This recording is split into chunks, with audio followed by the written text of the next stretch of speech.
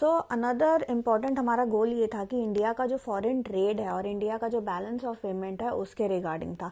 हम चाहते थे कि हमारा बैलेंस ऑफ पेमेंट जो है वो इक्वली रहे, ऐसा ना हो कि इंपोर्ट और एक्सपोर्ट में किसी प्रकार का जो है डेफिसिट वगैरह हो या किसी बहुत ज़्यादा वाइड गैप हो उनके रेंजों में। इवन तो देखो 1980 जो हमारे इकोनॉमिक रिफॉर्म्स आए थे उससे पहले जो था इतना ज़्यादा फॉरेन ट्रेड वगैरह नहीं होता था। वो इसलिए नहीं होता था, काफ़ी सारी चीज़ें रिस्ट्रिक्टेड था, ओके, बहुत सारा हमारे इकोनॉमी जो था वो बंद था। 1991 में जो इकोनॉमिक रिफॉर्म्स आया उसके बाद एक्चुअल में वो ग्लोबलाइजेशन वगैरह के बाद ही जो है हमारा इकोनॉमी जो है एक तरीके से खुला टू फॉरेन ट्रेड। तो 1991 के बाद different types of various economic reforms वगैरह आए जिसमें कि ग्लोबलाइजेशन भी आया और हमारे कंट्री ने जो है डिफरेंट टाइप ऑफ रिस्ट्रिक्शन, देखो पहले ना क्वांटिटेटिव रिस्ट्रिक्शन होते थे, क्वालिटेटिव, डिफरेंट टाइप्स ऑफ ना रिस्ट्रिक्शन लगे रहते थे कि आप इतना क्वांटिटी का सामान ही मंगवा सकते हो, इतना ही मंगवा सकते हो, ऐसे ऐसे करके बहुत सारे रिस्ट्रिक्शन लगे हुए थे। कस्टम में भी काफ़ी सारे चीज़ें थे।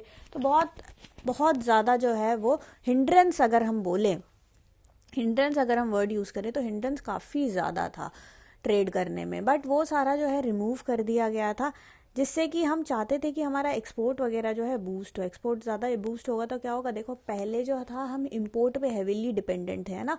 जो बेसिक चीज़ें थी, चावल वगैरह, ऐसे बेसिक चीज़ों के लिए हम जो है इंपोर्ट पे बहुत ज़्यादा डिपेंडेंट थे। तो हम चाहते थे कि हम जो है सेल्फ सफिशिएंट बने और हमें जो है ज़्यादा से ज़्यादा यहाँ की जो इंडिया की चीज़ें हैं, इंडिया का जिसमें कुछ ऐसे प्रोडक्ट्स होते हैं जो यहीं पे मिलते हैं, तो हम उन प्रोडक्ट्स को ज़्यादा से ज़्यादा एक्सपोर्ट करें। खैर ये सब हमारा मेन एम था।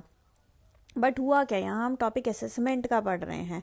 तो असेसमेंट हम एक बार करेंगे। यहाँ पे एक टेबल दिया गया है आपके बुक्स में, table 17.6, which shows the major indicator of India's foreign trade. Okay, so हम इस टेबल को ज़रा से एनालाइज करेंगे।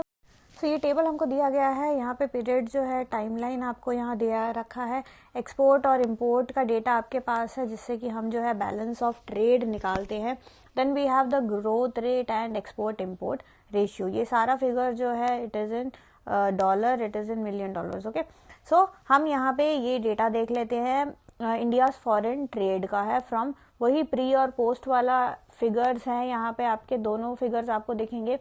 1991 के पहले के फिगर्स भी है विच इज ऑब्वियसली टिल 1991, तो और उसके बाद के फिगर्स भी है and this figures go up to 2002। Okay, 2002, 2001, 2002 तक का यहाँ पे फिगर है। तो यहाँ पे हमने जो है ग्रुपिंग कर दी है, जितने भी हमारा एरा है, जितना भी हमारा पीरियड है उसको हमने जो है ग्रुपिंग में कर दिया है।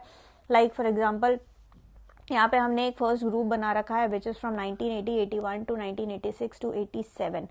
बट इस पीरियड में आप देखो तो ज़्यादा उतना कुछ खास जो है इम्प्रूवमेंट नहीं है। एक तरीके से it is a period of stagnation in are foreign trade. ज़्यादा कुछ यहाँ खास हुआ ही नहीं था। वैसे होगा भी कैसे, उस टाइम तो कुछ था भी नहीं ऐसा।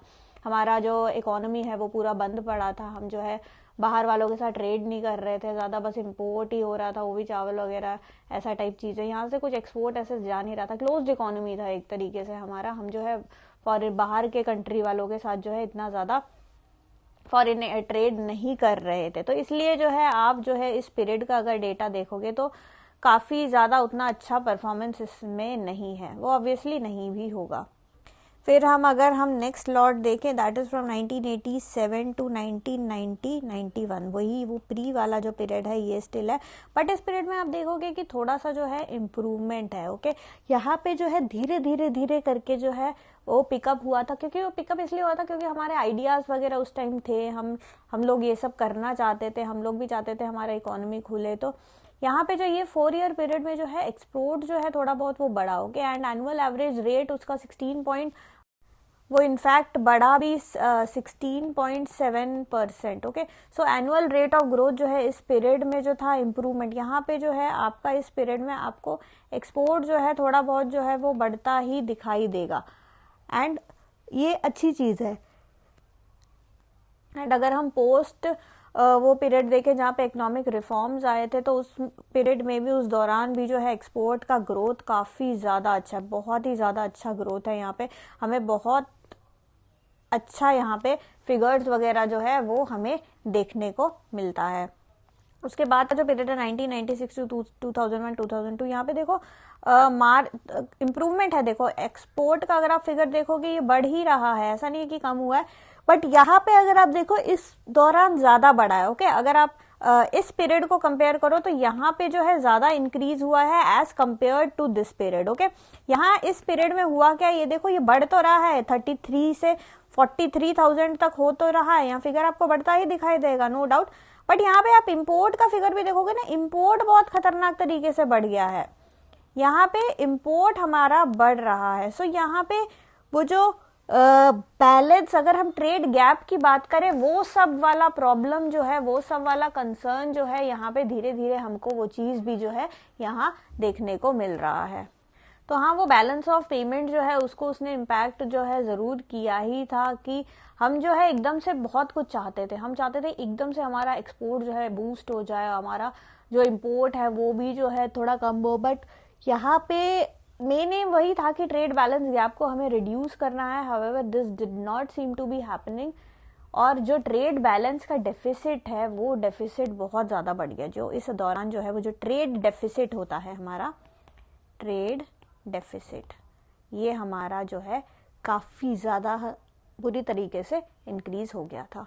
तो हाँ, ऑन वन हैंड अगर हम असेसमेंट करें तो हाँ, हमारा देखो मेन एम तो था एक्सपोर्ट को बढ़ाना, तो हाँ वो अचीव हमने कर लिया, बट साथ ही में वो जो ट्रेड डेफिसिट का जो चक्कर है वो चक्कर में हम लोग फंस गए थे। नेक्स्ट अगर हम बात करें फॉरेन इन्वेस्टमेंट की, देखो हमारा जो मेन रिफॉर्म का जो भी हमने 1991 में किया था, उन सबका मेन जो हम उद्देश्य अगर बोले, अगर गोल की अगर हम बात करें तो गोल तो यही था कि फ्री फ्लो ऑफ ट्रेड वगैरह एकदम फ्री फ्लो में होना चाहिए, फ्री फ्लो ऑफ इन्वेस्टमेंट होना चाहिए, यानी कि जो फॉरेन से जो इन्वेस्टमेंट है वो फ्रीली आए, किसी भी तरीके का हिंड्रेंस नहीं होना चाहिए उस चक्कर में। एंड ऐसा नहीं है कि काफ़ी सारा इम्प्रूवमेंट हमने किया, और एफडीआईज वगैरह में जो है बहुत ज़्यादा हमने रिलैक्सेशन वगैरह किया। एंड अगर ये हम टेबल भी देखें तो टेबल में भी आप यही देख सकते हो कि बहुत ही ज़्यादा इम्प्रूवमेंट है। सो इस टेबल में आपका डायरेक्ट इन्वेस्टमेंट दिया गया है and you have portfolio investment. तो डायरेक्ट इन्वेस्टमेंट आप देखोगे ही 1990, ये जो इसके बाद ही एक्चुअल में ये तो स्टार्ट हुआ था ना, इस पीरियड के बाद ही एक्चुअल में स्टार्ट हुआ था। तो 97 था पहले, फिर कहाँ 3,904 तक ये फिगर पहुंच गया था। तो और ये फिगर सारा जो है $1,000,000 में है। तो यहाँ पे बहुत ही ज़्यादा इम्प्रूवमेंट है, बहुत ज़्यादा एफडीआई जो है हमारे इंडिया में आया। पोर्टफोलियो इन्वेस्टमेंट की भी अगर हम बात करें, इट वाज 1991 में 6 के करीब था, एंड 2001-2002 में 2021। तो यहाँ पे भी बहुत ही ज़्यादा अच्छा फिगर है ये। यहाँ पे देखो बीच में थोड़ा नेगेटिव हो गया था, बट उसके बाद जो है पेस उसने पिकअप कर लिया था। तो टोटल ओवरऑल जो है बहुत ही total 45,102। Okay, so this is the total figure. Indirect investment का टोटल फिगर 21,823 है, जबकि पोर्टफोलियो इन्वेस्टमेंट का 23,279, और इनको ही ऐड करके वी गेट 45,102 इसका फिगर हमको मिलता है। तो अगर हम टोटल ये देखो, ये हमारा टोटल है। ओके, इन दोनों का प्लस है। तो अगर हम टोटल का फिगर कंपेयर करें तो इन दोनों का प्लस करके ये आया है, मतलब कि अगर 100% टोटल है। ओके, सो अगर 100% टोटल है तो 51% जो है, 51% ऑलमोस्ट 51% जो है किसका था, ज़्यादा से ज़्यादा मैक्सिमम आपका पोर्टफोलियो इन्वेस्टमेंट था, एंड डायरेक्ट इन्वेस्टमेंट जो है वो थोड़ा सा कम था। तो ये है इसका शेयर जो भी हमारे इंडिया में आया फॉरेन इन्वेस्टमेंट। तो यहाँ फॉरेन इन्वेस्टमेंट का सही है, अच्छी बात है, ये फ्लो तो होना ही चाहिए। बट हाँ, अगर हम बाकी कंट्री से कंपेयर करें ना एफडीआई इनफ्लो, अब ये तो इंडिया की बात है, इंडिया में देखो बहुत कम था, 6, यहाँ पे कहा 6 था, एंड 6 से 2,000 ये बहुत अच्छा फिगर। बट अगर हम बाकी कंट्री से कंपेयर करें ना कि उनको कितना मिल रहा है, तो इंडिया का फिगर जो है बहुत ही ज्यादा खराब है, क्योंकि चाइना जैसी कंट्रीज ना उस टाइम पे बहुत ज्यादा एफडीआई अट्रैक्ट कर रही थी। ओके, चाइना का बहुत ही ज्यादा बिलियंस में था वो फ्लो, बहुत ज्यादा हैवी फिगर्स, एंड ब्राजील जैसे कंट्रीज में बहुत ज्यादा इन्फ्लो आ रहा था एफडीआई का। एंड अगर हम उनसे कंपेयर करें तो हम ये बोल सकते हैं कि इंडिया ने उतना फॉरेन इन्वेस्टमेंट जो है अट्रैक्ट नहीं कर पाए। अब देखो सारे कंट्रीज ऐसे बैठे हुए हैं ना, अब जैसे इंडिया यहाँ बैठा हुआ है, यहाँ चाइना, यहाँ पे कोई और कंट्री ले लो, ब्राजील ले लो, और यहाँ पे बहुत बड़ा एक टीम बैठा हुआ है जिनके पास जो एफडीआई करने, जो कि पैसा जो है वो कहीं इन्वेस्ट करना चाहता है। तो क्या इंडिया अट्रैक्ट कर पाई? इंडिया उतना ज्यादा अट्रैक्ट नहीं पाई। चाइना में बहुत ज्यादा लोगों ने पैसे लगाए, ब्राजील में बहुत ज्यादा लोगों ने पैसे लगाए, इंडिया में कम ही लोगों ने पैसा लगाया अगर हम बाकी कंट्री के साथ कंपेयर करें। बट अगर हम खुद का देखें, खुद का अपना डेटा देखें कि हम जो है 1991 से अगर हम अपना डेटा देखें तो हमारा काफी ज्यादा इंप्रूवमेंट है। ओके, इंप्रूवमेंट ही, ऑब्वियसली आप जीरो से स्टार्ट करोगे तो आपका इंप्रूवमेंट ही होगा। तो हम इंडिया में जो है काफी ज्यादा अच्छा है। एंड इंडिया ने क्या किया, और ज्यादा अट्रैक्ट करने के लिए, हम चाहते थे कि ये वाला सारा पैसा भी हमारे पास आए, तो हम उसको अट्रैक्ट करने के लिए हमने एफडीआई पॉलिसीज वगैरह में काफी सारे रिस्ट्रिक्शन जो थे, जो पहले लगे हुए थे, वो सारे रिस्ट्रिक्शन को हमने हटाया।